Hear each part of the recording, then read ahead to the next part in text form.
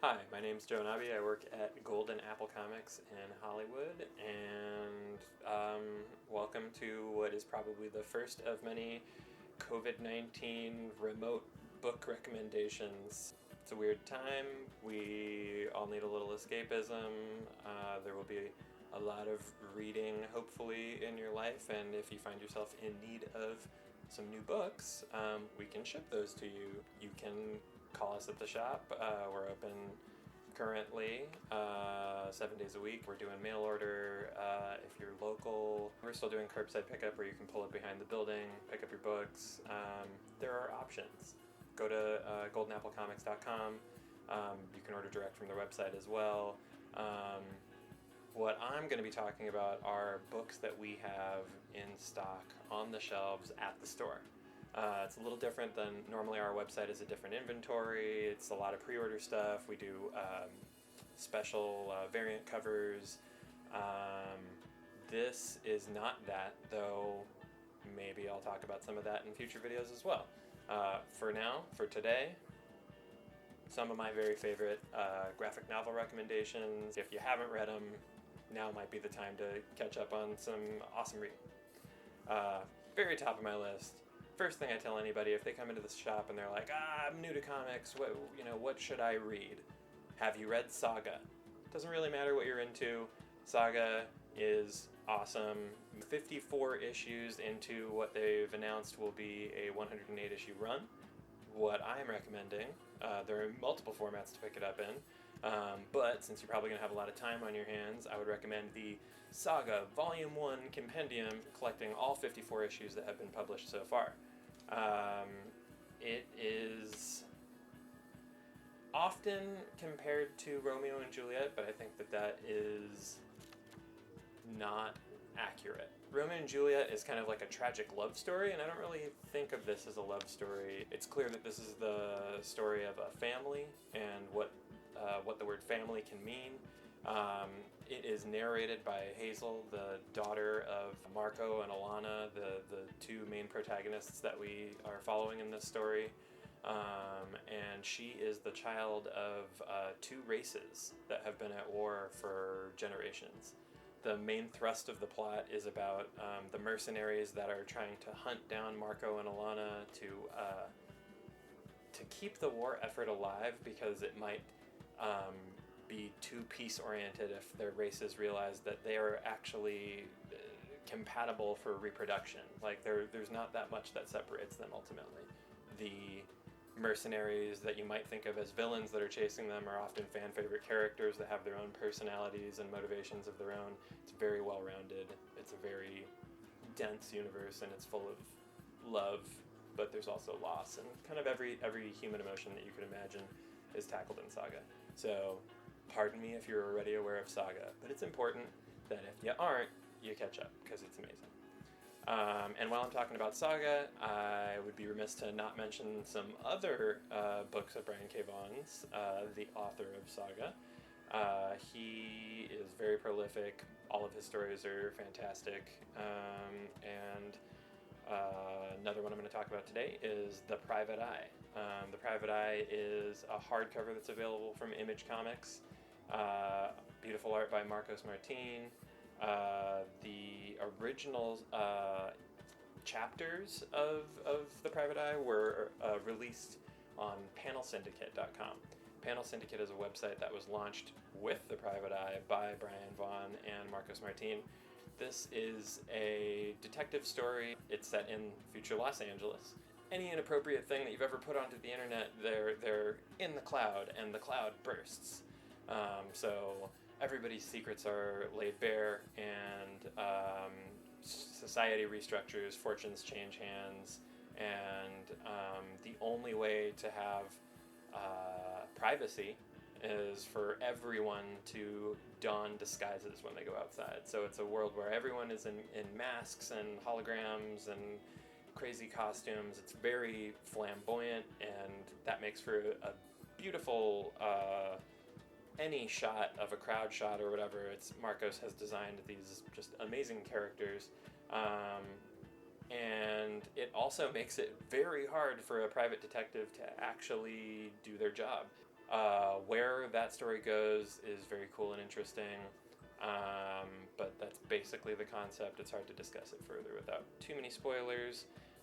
Another story that Marcos and Brian did, also on Panel Syndicate originally, but then later released in a physical edition. It was called Barrier.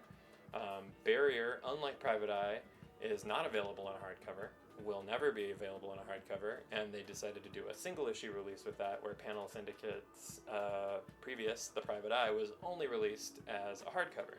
So keeping you on your toes there.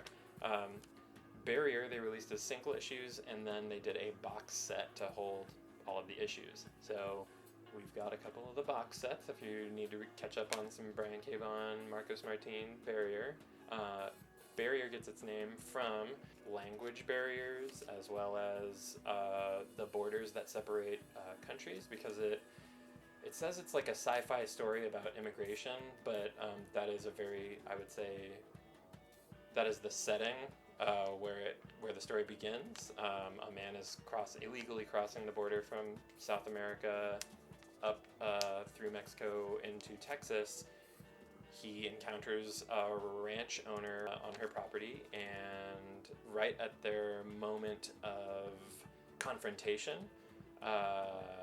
they are abducted by aliens.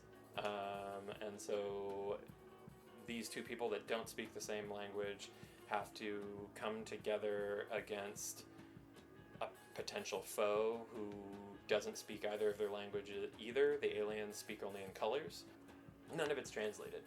It makes you feel alienated to a certain extent, and it's a very effective storytelling technique about coming together and what separates us and what actually brings us together and makes us similar. Other Brian K. Vaughan stories of note, Why the Last Man, his first really big story. It's been a New York Times bestseller ever since it started coming out in collected editions. There will be an FX series, fingers crossed, eventually.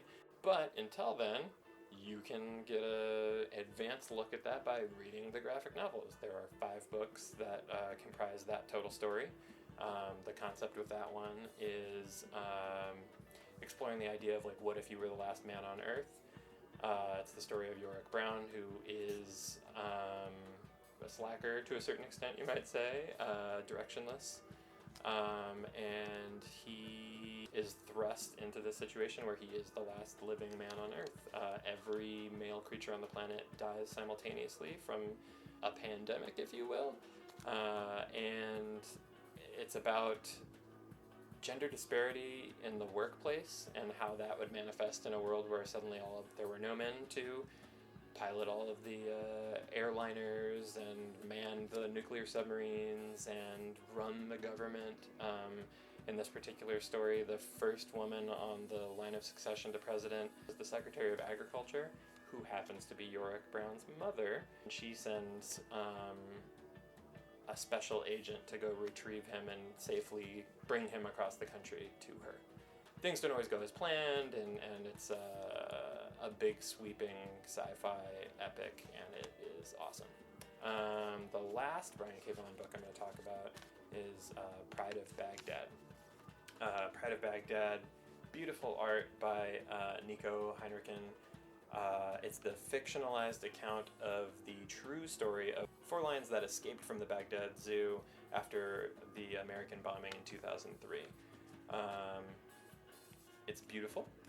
Like many of Brian's stories, there's a lot of joy in it, and there's also some sadness. So, can't really get into that. It's a pretty short story, self-contained, would recommend it. While we're talking animal allegories, though, that's a perfect transition to get away from Brian K. Vaughan's greatest hits and get into some European graphic novels that I'm fond of. There are 3 Blacksad books. The first book actually binds together 3 short stories that originally it was hard to get your hands on in America, but when Dark Horse picked up the reprint rights, they released a volume that was the first 3 stories collected in one. Somewhere in the Shadows, Arctic Nation, and Red Soul. There's always got to be a femme fatale angle, you know? So in the first one, it's kind of like old flame, murder mystery, nothing too advanced. But then the next story, Arctic Nation, is dealing with things that are analogous to like white power movements, like a combination of neo-Nazis and the KKK. There's iconography of both involved, and they're like all white-furred creatures. There's also a Black Panther analog group of all dark-furred creatures that they're like, butting heads with in that one. Very interesting to deal with race relations across multiple species. It sounds like something that could be cornier that wouldn't work, but it actually works quite well. And then the last one, Red Soul, is dealing with like the Red Scare, as well as like nuclear or hydrogen bomb development, panic. There's a lot of topical history stuff, so it's interesting for these 2 Spanish comic artists to be hyper focused on American history and to be putting forth these stories that are viewing American history through this talking animal lens. Silent Hell was the second hardcover Dark Horse put out. That takes place in New Orleans. Everything that you would expect about New Orleans shows up. They're dealing with like kind of like voodoo and musicians and plantation lifestyle kind of stuff. It's interesting. And then the last one is Amarillo. Haven't read Amarillo yet. It's on my list. It's on my pandemic reading list, so I'll be catching up with you guys. Stan Lee said this is as good as it gets, and I have to agree. Blacksad is about as good as comics can get. They're masterfully done, and highly recommend, especially if you're a noir fan, but even if you're not, beautiful art. Next on my list of European graphic novels, there's this team of Fabian Vellman and Kara Skoet that I just can't get enough of. Beautiful Darkness was my introduction to this wonderful comics team. Visually, it looks like it's going to be like a children's story, maybe a fairy tale, but it is the darkest fairy tale that you could imagine, and you come to understand that very quickly. The first scene in the comic shows you that this story is taking place inside of, on top of, and around the little girl who is dead and her body is decomposing in the woods. So these little fairy creatures subsist on her decaying meat, and some eventually are like sleeping in her skull, and they're one-dimensional, horrible creatures that exist only for selfish gains and are representative of like the worst of humanity, it seems. It's a fascinating read.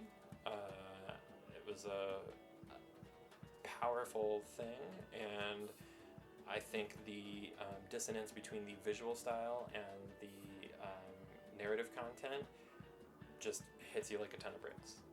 So can't recommend it enough. Don't really want to talk too much about the plot because it's fairly simple, but it was very satisfying. The next book that this team released is called Satania, and Satania is more of a traditional narrative than Beautiful Darkness, and it is, I would say it's somewhere between Dante's Inferno and Journey to the Center of the Earth.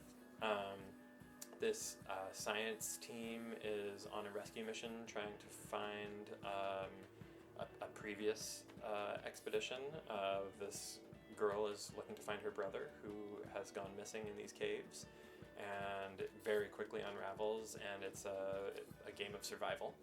And it's like descent into madness, into self-discovery, a lot of shocking twists, a lot of strange creatures, and it is awesome. Highly recommend it. Last but not least for today, All of these recommendations have been adult-oriented, so what are you going to get for your kids? I am a big fan of Luke Pearson's Hilda series of books. It's now a successful Netflix animated series as well, and the animated series does a great job of adapting those stories. Even if you are already a fan of the cartoons, there's certainly stuff to get out of the books, but if you haven't taken in either, I would definitely recommend both. I would probably recommend reading the books before watching the cartoon, but you know, we do what we can do. From Hilda and the Troll to Hilda and the Midnight Giant, on to Hilda and the Bird Parade, then Hilda and the Black Hound, each great in their own right. Hilda is a cryptozoologist who starts out living in this magical valley with her single mother, and she studies the creatures in the valley, solves problems that no one else, well, her mother at least, can't see, because only like a child can see a lot of these creatures or interact with them for, you know, magic reasons. But then their house is destroyed in one of the books, so they have to move to the city, and it's a turning point for Hilda where she's kind of immature about it, and her mom and the city itself have to like show her that there's plenty of adventure and plenty of nature to discover in the city as well. It all sounds kind of childish, but Luke has a way of injecting this like fun and magic into his line work. It's very simple, playful, but then these pages are huge, and the panel dynamics are great, and the action is just really impactful. It's great. And then it builds to Hilda and the Stone Forest. In the books, Hilda never really involves her mother in these adventures that she's going on, so that results in a lot of lying. And I think they changed that in the animated series so that it would be, you know, less instructive. Telling children to lie to their mother, probably a bad idea. But that actually made a more satisfying dramatic play in the books. She and her mother are really butting heads. Her mother is tired of the lies. She knows that something's that Hilda is frequently dishonest with her, and they get into a big fight that results in her mother for the first time joining her on an adventure, and they go into subterranean caves. There's a troll village, and there's a cliffhanger ending that then picks up again in Hilda and the Mountain King, where Hilda's mother is kind of separated from Hilda and has to team up with some of Hilda's allies in this magical world of creatures to try to unravel this problem and reunite her with her daughter. It's great stuff. Highly recommend it. That is it for this review video. Thanks for taking the time to watch this. All of these books that I talked about are available right now. We have them in stock at the store. First come, first serve, limited availability on all of it. But we will be putting out more options. Check out our Instagram and Facebook posts. We'll be doing more like visual menus of books that are available, things that we have quantity on. Diamond just made an announcement that there will be no books released after April 1st, I believe. Anything after that is on indefinite hold until we know what the future holds for the world, America, comics, business, etc. So we are going to do our best to provide as much as we can in escapism and inspiration in this time. Please do hit us up. You can email if you want any of these books or anything else that you think we might have. If you want to ask if we can get things, Diamond is still going to allow us to do reorders for the time being, beyond new product. So let us know. Let us know what you're after, and we will get it in your grubby little hands. But you can email us. You can call the store phone number right here. You can also do ordering from our online inventory. It's a separate inventory system from what we have in the store, but there's a lot of stuff that's on there too. It's mostly focused on single issues, but we do have some graphic novels on offer there as well. got options. So hope you're all doing well.